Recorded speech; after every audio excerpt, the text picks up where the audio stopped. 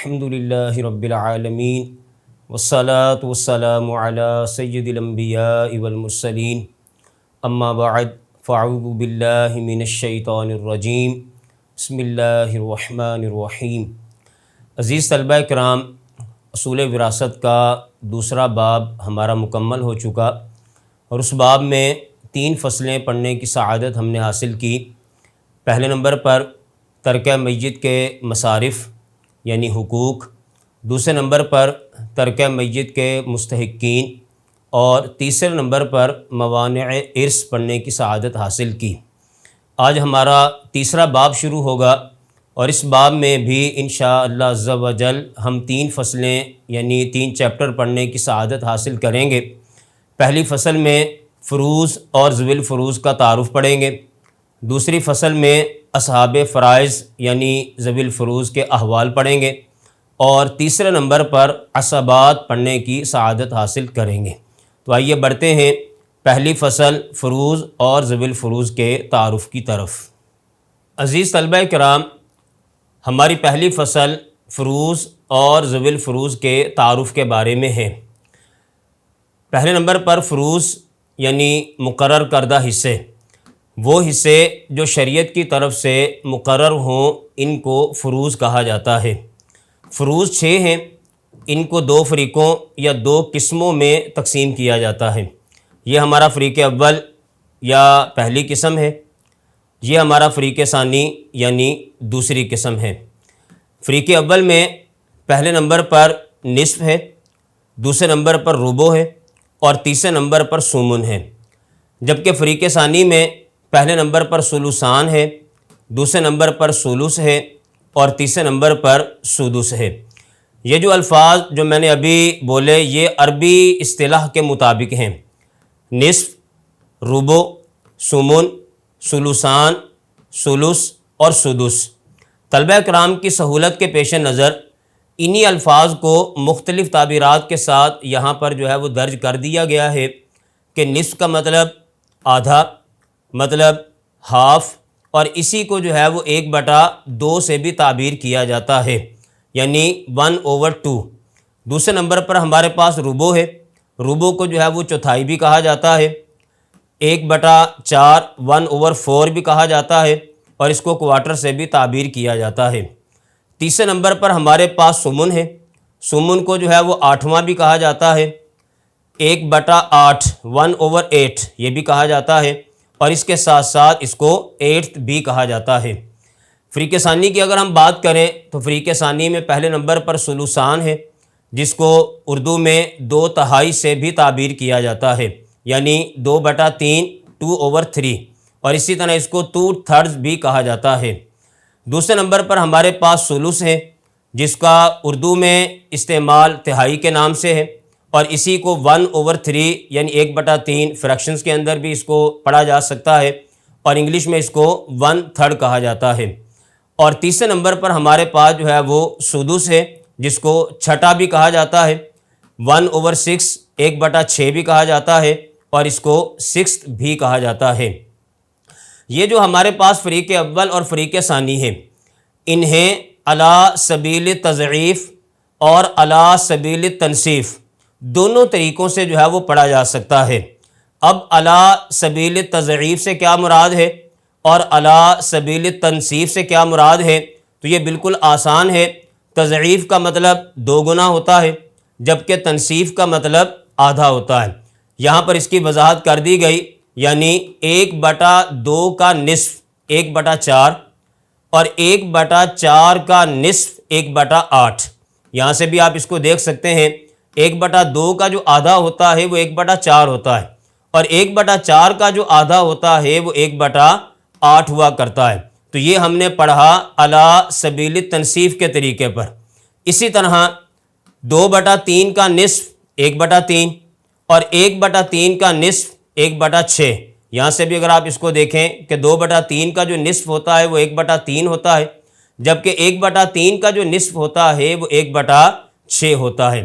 تو یہ ہمارا جو ابھی ہم نے پڑھا یہ علی سبیل تنصیف کے طریقے پر ہم نے اس کو پڑھا، اور اگر ہم اس کو علی سبیل تضعیف کے طریقے پر پڑھیں یعنی 2 گنا کر کے ہم اس کو پڑھیں تو ہم اس کو یوں پڑھیں گے کہ 1/8 کا 2 گنا 1/4 اور 1/4 کا 2 گنا 1/2 ہے۔ اسی طرح 1/6 کا 2 گنا 1/3 اور 1/3 کا 2 گنا 2/3۔ اور اگر آپ اسٹیبل کی صورت میں پڑھنا چاہیں تو 1/8 کا 2 گنا 1/4 اور 1/4 کا جو 2 گنا ہے وہ 1/2۔ اسی طرح 1/6 کا 2 گنا 1/3 اور 1/3 کا جو 2 گنا ہوتا ہے وہ 2/3 ہوتا ہے۔ اس کو دوبارہ ہم دہرا لیتے ہیں۔ یہ ہمارے پاس 2 فریق ہیں، ایک فریق اول اور ایک فریق ثانی۔ فریق اول میں نصف، ربع، ثمن، اور فریق ثانی کے اندر ثلثان، ثلث اور سدس۔ اور اگر ہم اس کو علی سبیل تنصیف اور علی سبیل تضعیف پڑھیں تو اوپر سے جب ہم نیچے کی طرف آتے ہیں تو یہ علی سبیل تنصیف ہوتا ہے، اور نیچے سے جب اوپر کی طرف جاتے ہیں تو یہ علی سبیل تضعیف ہوتا ہے، یعنی 2 گنا ہوتا ہے۔ یعنی 1/2 کا نصف 1/4، یعنی اوپر سے نیچے کی طرف جب ہم آئیں گے تو یہ نصف نصف ہوگا۔ 1/2 کا نصف 1/4 اور 1/4 کا نصف 1/8، 2/3 کا نصف 1/3 اور 1/3 کا نصف 1/6۔ جب ہم نیچے سے اوپر جائیں گے تو یہ 2 گنا کے طریقے پر ہوگا، یعنی 1/8 کا 2 گنا 1/4 اور 1/4 کا 2 گنا 1/2۔ اسی طرح 1/6 کا 2 گنا 1/3 اور 1/3 کا جو 2 گنا ہوتا ہے وہ 2/3 ہوتا ہے۔ آئیے ان دونوں فریقوں کو ایک مثال کے ذریعے ہم سمجھنے کی کوشش کرتے ہیں۔ اسی مثال میں علی سبیل تنصیف اور علی سبیل تضعیف کی مزید وضاحت ہوگی۔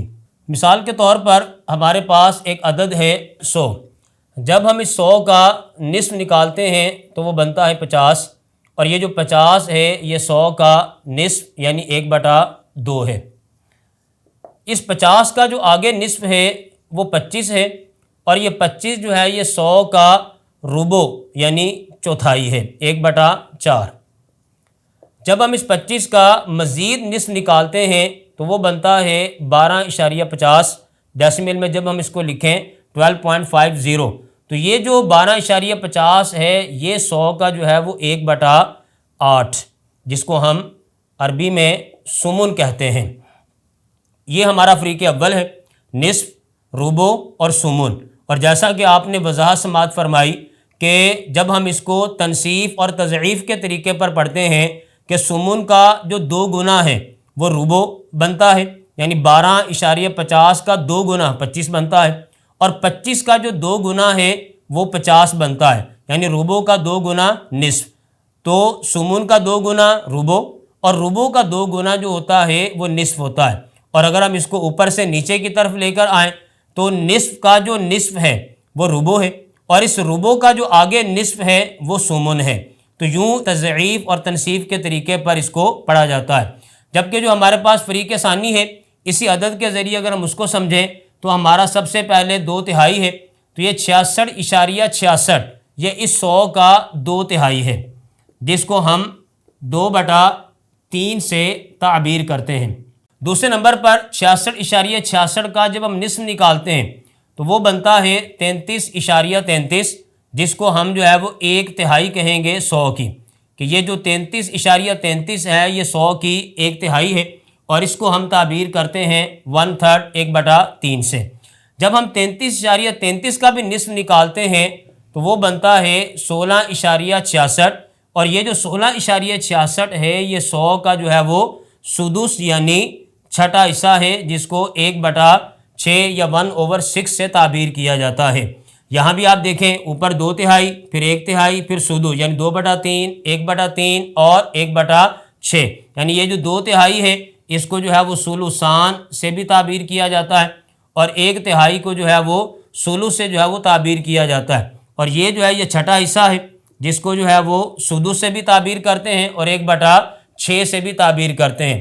تو اگر اس کو جو ہے وہ تضعیف اور تنصیف کے طریقے پر پڑھیں کہ اوپر سے جب ہم نیچے آئیں گے تو یہ تنصیف ہے، اور نیچے سے جب ہم اوپر جائیں گے تو یہ تضعیف ہے، کہ 16.66 کا جو 2 گنا ہے اس کا جو ڈبل ہے وہ 33.33 ہے، اور 33.33 کا جو ڈبل ہے وہ 66.66 ہے، یعنی سدس کا ڈبل ثلث بنتا ہے، یعنی سدس کا 2 گنا ثلث 1/3، اور ثلث یعنی 1/3 کا جو 2 گنا ہے وہ 2/3 یعنی 2/3 جو ہے وہ بنتا ہے ثلثان، جس کو کہا جاتا ہے۔ اور جب ہم اوپر سے نیچے آتے ہیں تو وہ تنصیف کے طریقے پر ہوتا ہے کہ ثلثان کا جو نصف ہے وہ ایک ثلث، اور ایک ثلث کا جو نصف ہے وہ سدس یعنی چھٹا حصہ ہوتا ہے۔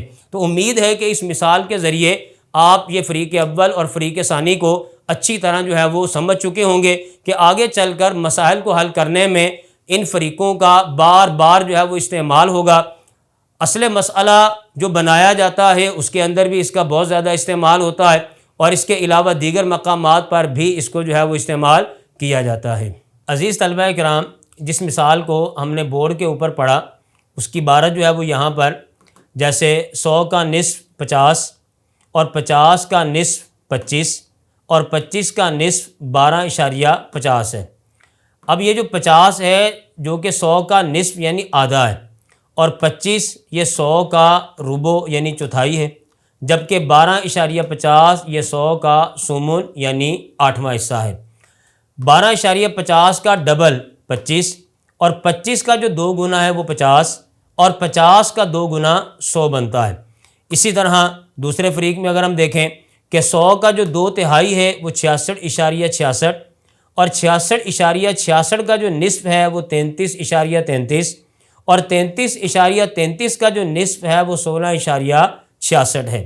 اب یہ جو 66.66 ہے یہ 100 کا ثلثان یعنی 2/3 ہے، اور 33.33 یہ 100 کا ثلث یعنی 1/3 ہے، اور 16.66 یہ 100 کا سدس یعنی چھٹا حصہ ہے۔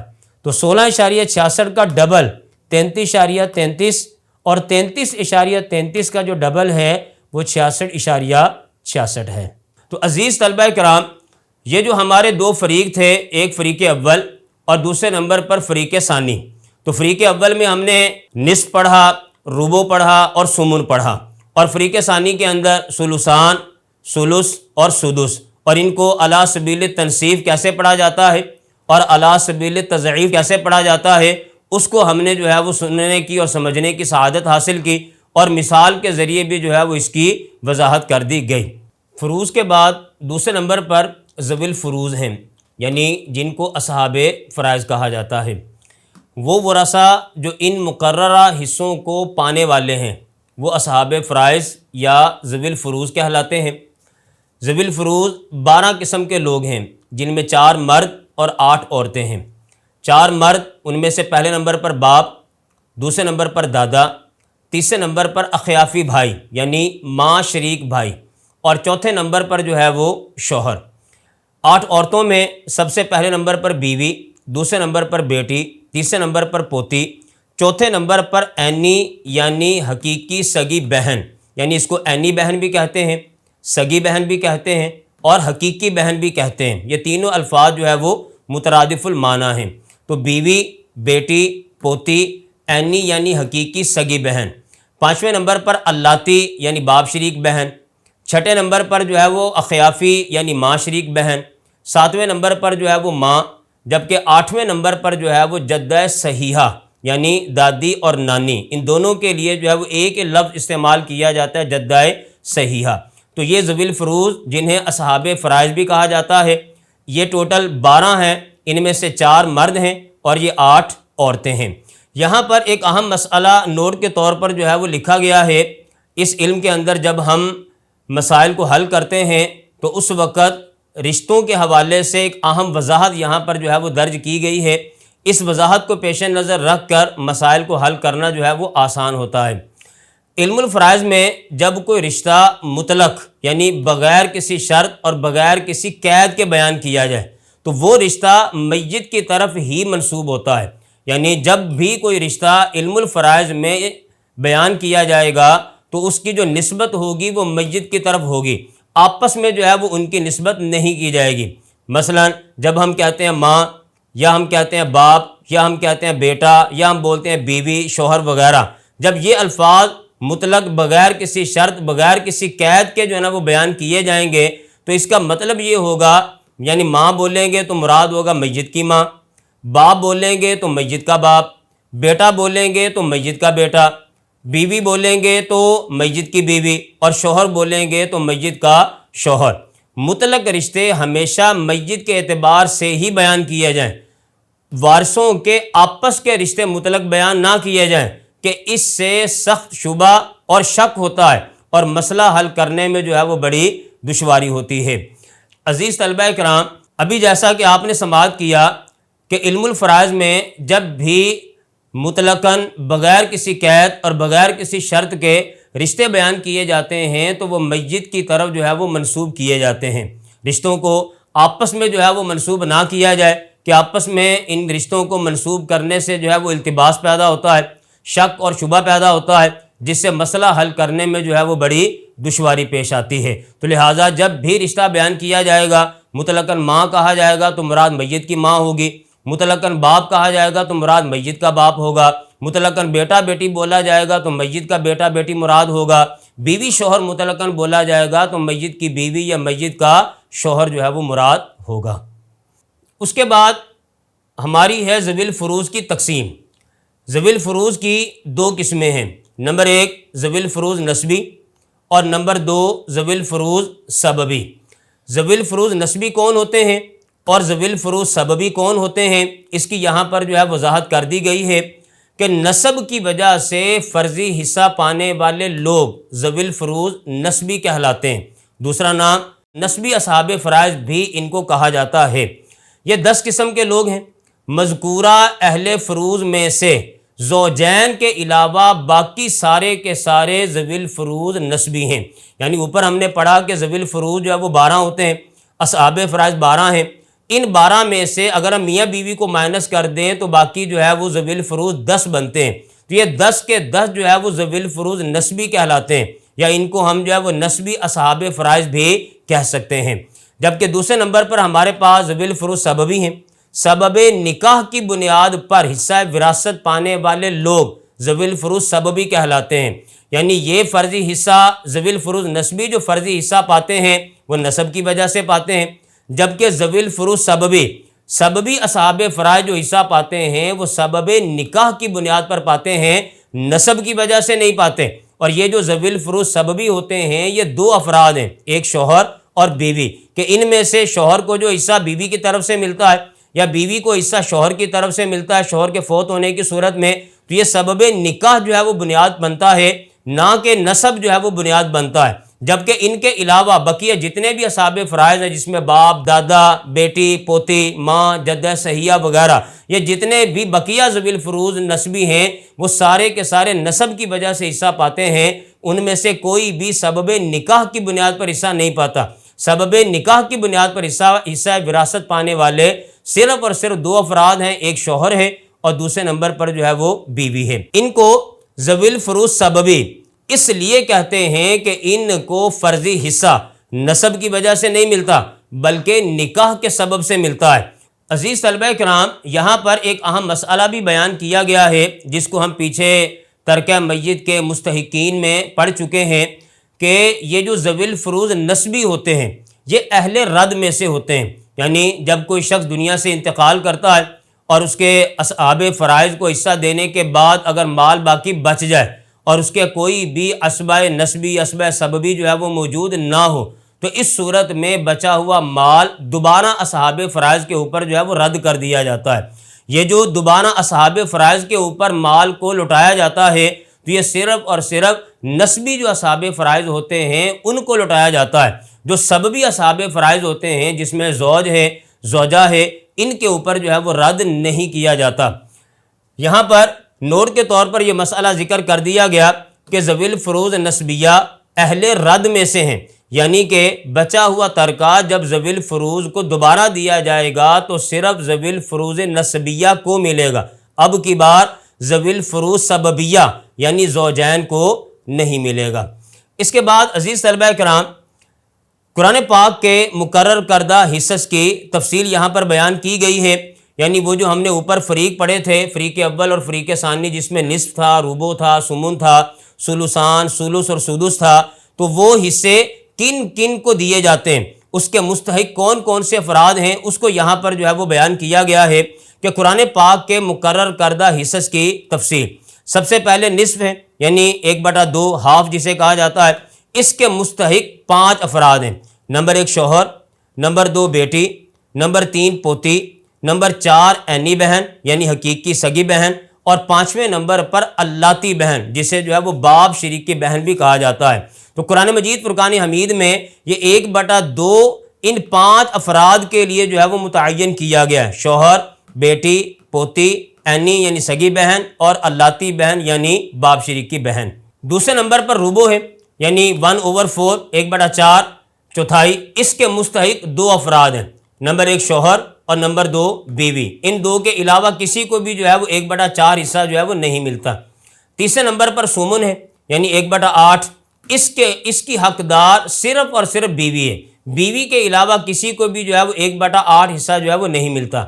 چوتھے نمبر پر ثلثان ہے یعنی 2/3، 2/3، اس کے مستحق جو ہے وہ 4 افراد ہیں، 2 یا 2 سے زیادہ بیٹیاں، نمبر 2 یا 2 سے زیادہ پوتیاں، نمبر 3 2 یا 2 سے زیادہ عینی بہنیں یعنی سگی حقیقی بہنیں، اور نمبر 4 2 یا 2 سے زیادہ اللاتی بہنیں۔ ان 4 افراد کے علاوہ کسی کو بھی جو ہے وہ 2/3 حصہ نہیں ملتا۔ اور اس کے بعد 5ویں نمبر پر ہمارے پاس ثلث یعنی 1/3، 1/3 ہے، اس کے مستحق 2 افراد ہوتے ہیں، نمبر 1 ماں اور نمبر 2 اخیافی بہن و بھائی۔ چونکہ ان کے احوال آگے چل کر ہم تفصیل سے پڑھیں گے کہ ان کو ایک ہی کیٹیگری میں رکھ کر جو ہے وہ ایک ہی شمار کیا گیا، اس لیے اخیافی بہن و بھائی۔ تو یہ 2 افراد ہیں، پہلے نمبر پر ماں اور دوسرے نمبر پر اخیافی بہن و بھائی۔ تو بہن اور بھائی کو الگ الگ شمار نہیں کرنا بلکہ ایک ہی شمار کرتے ہوئے جو ہے وہ یہاں پر لکھا گیا ہے کہ اس کے مستحق 2 افراد ہیں، ایک ماں ہے اور دوسرے نمبر پر اخیافی بہن و بھائی ہیں۔ چھٹے نمبر پر ہمارے پاس سدس ہے یعنی 1/6 حصہ ہے، اس کے مستحق ٹوٹل جو ہے وہ 7 افراد ہوتے ہیں، پہلے نمبر پر باپ، دوسرے نمبر پر دادا، تیسرے نمبر پر ماں، چوتھے نمبر پر جدہ صحیحہ یعنی دادی نانی، اور 5ویں نمبر پر پوتی، چھٹے نمبر پر جو ہے وہ اللاتی بہن یعنی باپ شریک بہن، اور یہاں پر بھی 7ویں نمبر پر اخیافی بہن و بھائی کو ایک ہی جو ہے وہ شمار کیا گیا ہے، اور یہ 7ویں نمبر پر اخیافی بہن و بھائی ہیں۔ تو یہ قرآن مجید فرقان حمید میں جو مقرر کردہ حصے بیان کیے گئے ہیں اس کی مکمل جو ہے وہ تفصیل اجمالی طور پر بیان کر دی گئی ہے۔ ویسے آگے چل کر جب ہمارے اصحاب فرائض کے احوال کے اوپر جب ہماری تفصیلی گفتگو ہوگی اس کے اندر جو ہے وہ انہی چیزوں کو مزید ڈیٹیل کے ساتھ بیان کیا جائے گا کہ کون سے وارث کو کس صورت میں کتنا کتنا جو ہے وہ حصہ دیا جائے گا۔ تو عزیز طلبہ کرام، یہ تھا ہمارا آج کا سبق کہ جس کے اندر ہم نے فروض اور ذوی الفروض کا تعارف پڑھنے کی سعادت حاصل کی۔ دوسرے چیپٹر میں کل والے درس میں انشاءاللہ عز و جل ہم اصحاب فرائض ان کے احوال کو پڑھنے کی سعادت حاصل کریں گے۔